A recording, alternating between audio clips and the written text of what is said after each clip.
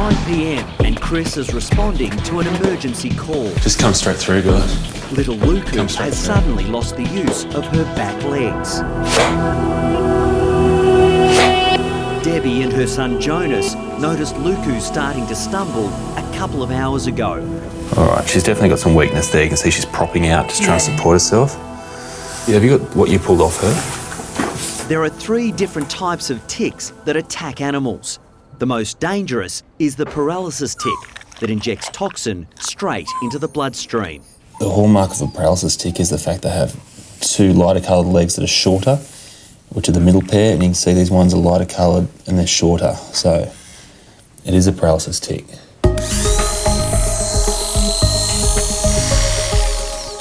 You can see the size of that crater. That tick's actually been there for quite a while. Yeah. See how she's just doing a little bit of a gagging? It almost looks like she's trying to vomit. That's just a sign that she's just starting to feel the effects of that toxin, of that tick toxin around her throat. Tick paralysis works forward from the hind legs to the head. It's now reached Luku's chest, putting her in the danger zone. Dogs obviously don't pass away from ticks from having weak back legs. It's when their breathing becomes paralysed and they lose the ability to clear their throat, and they can actually be at risk of vomiting and then inhaling it. The antitoxin is being administered, but it's still a race against time. If I had to say what my biggest worry with Luku was right now, it'd be aspiration pneumonia. It's the #1 killer of dogs with tick paralysis for a reason. It just shuts down their ability to breathe, and they can't survive that.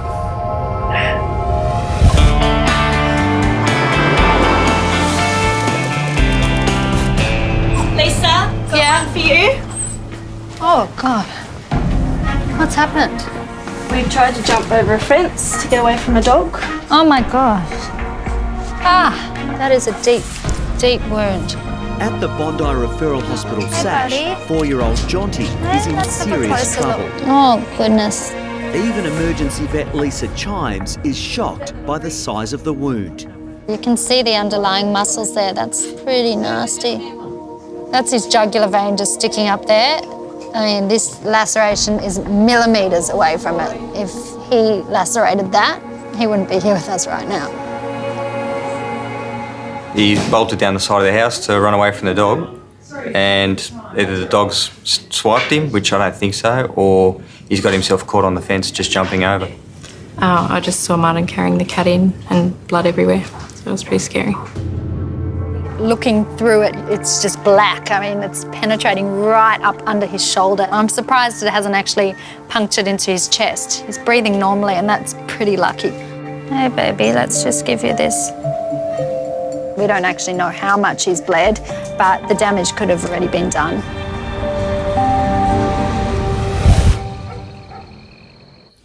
I'm just looking for any dramatic changes in her breathing or her heart rate.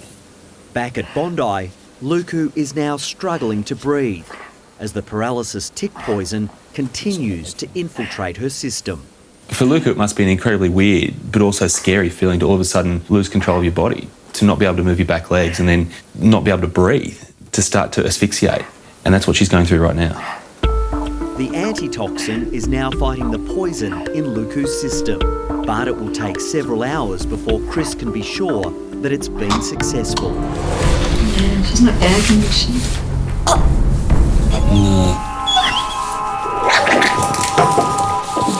That's probably a response to the toxin. Yeah. If she makes an attempt to vomit and actually doesn't bring it up properly and then takes a big deep breath inwards, then that vomit goes straight into her lungs, and from there she can't breathe through that, and it could be the end of her.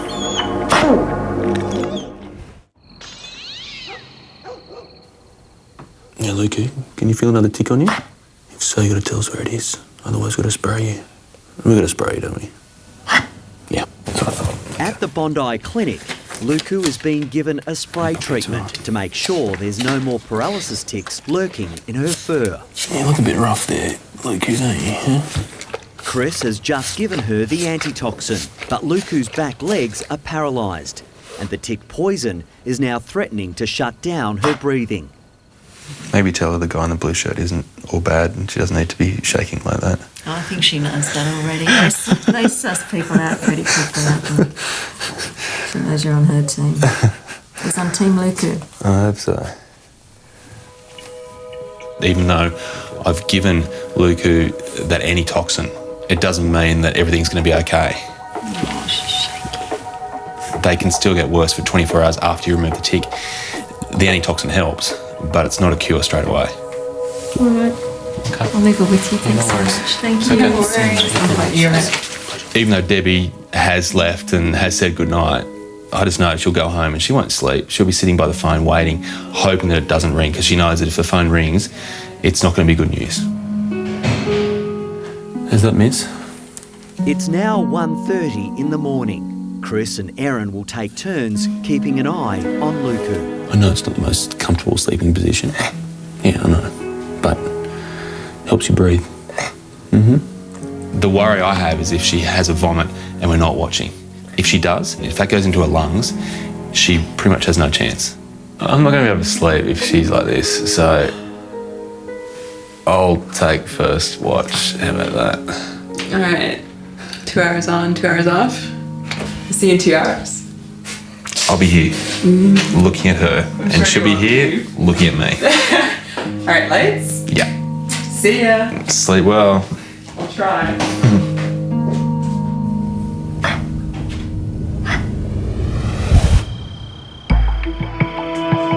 Good kitty, hey? Can't use the other side, it's too close to that wound.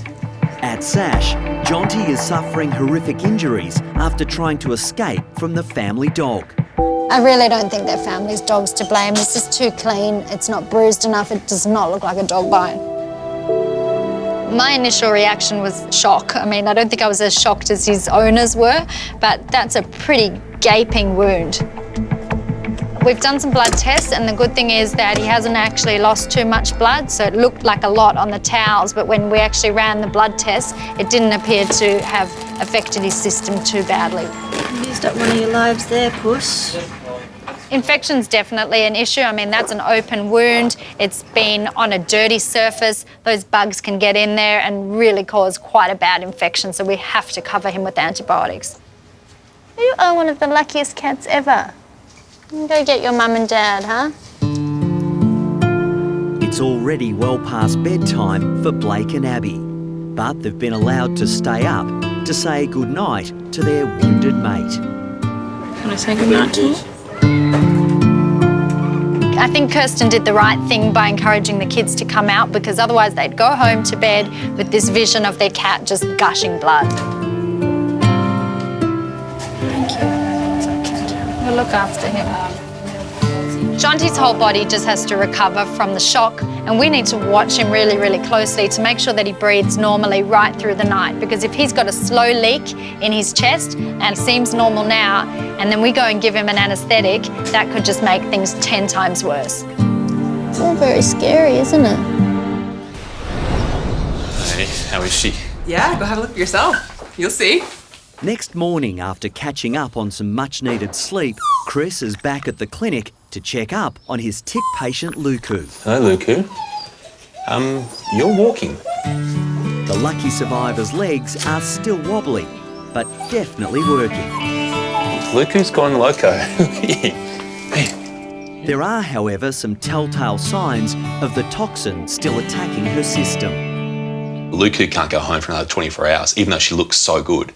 It's because her gag reflex, that ability to stop herself from inhaling a food, still isn't strong enough. Still not much of a gag there, is there? Huh? If she was to have a meal right now, there'd be a decent chance that it'd end up in her lungs, and that could kill her. You know what though? You need to rest. You mightn't think it, but you actually do need to rest.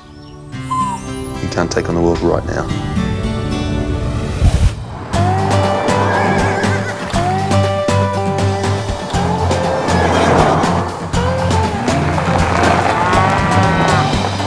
Timmy, hi Obi. Hey, g'day mate, Chris. For Chris's next appointment, he's meeting up with Tim and Obi She's from got a the husband? Australian Reptile Big boy Park. too. They're on an unusual call out to a nearby emu farm, where one of the natives is in constant pain.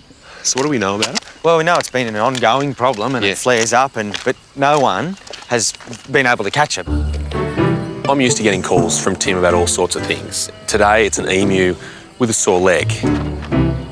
Dorothy has been limping for weeks, and her owner Jenny is desperate for a solution. Although she's tame, I can't catch her and hold her foot. So I emailed the boys, because they've helped me before, and just said, what do you think I should do? And they said, do you mind if we bring the Bondi Vet? So I said, oh, that'd be great. It's not supposed to be like that, is it? That swollen bit underneath. No, I mean, you can see around the base of the leg there, almost her ankle joint. It's so much thicker on that right side. It is bothering her. To examine Dorothy, Chris will have to contend with her overbearing partner.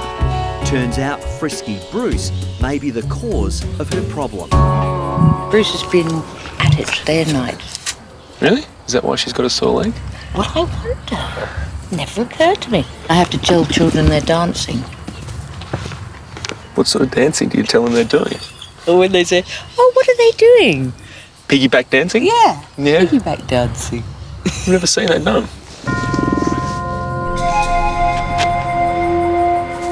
The idea is we remove the jealous partner out of the equation straight away, and hopefully Dorothy will be easier to handle. So why don't you just go in and have a quick go yourself? Brucey? You've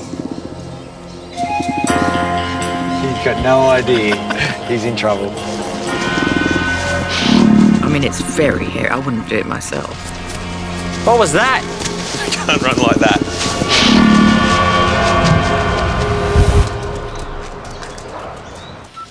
Hey, buddy. Let's have a look at this wound.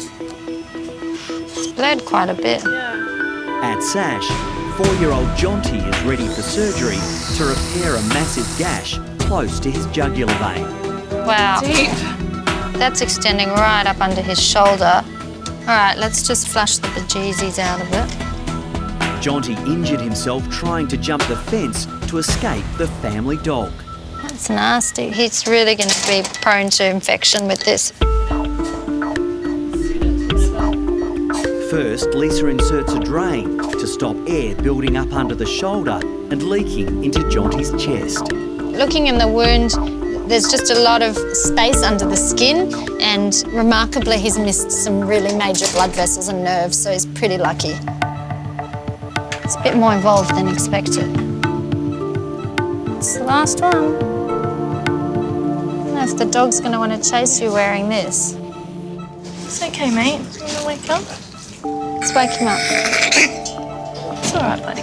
We'll have a look at the wound in a few days' time, see how it's going, and we're really just going to take it step by step. All right, buddy? It's okay, sweetie pie. Just got to wake up. Come on, Bruce. At the emu farm, Chris and Tim are trying to round up the jealous Bruce so they can examine his injured partner, Dorothy. That's it. Come around. Bit quicker. Bit quicker. He's going to go. Okay, we'll start. Hold up, hold up. Yep. Yep. Under. One arm under. That's it. Watch your feet. Got him? Got him? Yep. You right, big guy? I'll get the gate. Yeah, heavy, mate. Gate's shut. Oh. That's one way to let him go, Chris. That's the best look, though. That was well done, mate. Now the team need to pin down Dorothy. Okay, that's it. Nice and slow. Owner Jenny is worried about both her emu and what injuries she might inflict on the boys. Watch those feet. That's all right. Yep. Just grab on there, Chris. One under the butt. That's it. Up. Oh. Right, bit of weight on. Whoa, weight on. That's it. Yeah. Yep. They're very strong, and when those legs kick, you know, they could really do you some damage. Just trying to find out where the swelling is. There's just too much fluid here for this to be normal. Very sore there, so that's when she's struggling each time. At the emu farm, Chris is finally able to examine Dorothy's injured foot, but she's still stressed. Just looking for any cuts or puncture wounds that could have meant that some bacteria have got into this joint here. That was close. So we've either got arthritis there or we've got an infection. I reckon we've got 2 minutes, mate. Yep. I think most likely what it is, given her age, that she's actually strained that joint and brought on a bit of arthritis, and that's why we've got that swelling and why it gets better, then it gets worse again. She just keeps on re-injuring it. Almost done, girl. Almost done. Almost done. So the plan is to give her some anti-inflammatories. Oh, and also give her some antibiotics just to prevent any bacteria being sucked into that area because of all the inflammation in that joint. Okay, we're good. Well done. Okay, you want to let it go? Yep. 1, 2, 3. Poor darling. It's all right, sweetie. It'll get better. If the injections will, you know, relieve her of the pain, and if it is bacteria and we can get rid of it, it'd be fantastic. I mean, if it's early onset arthritis, then, well, her and me both.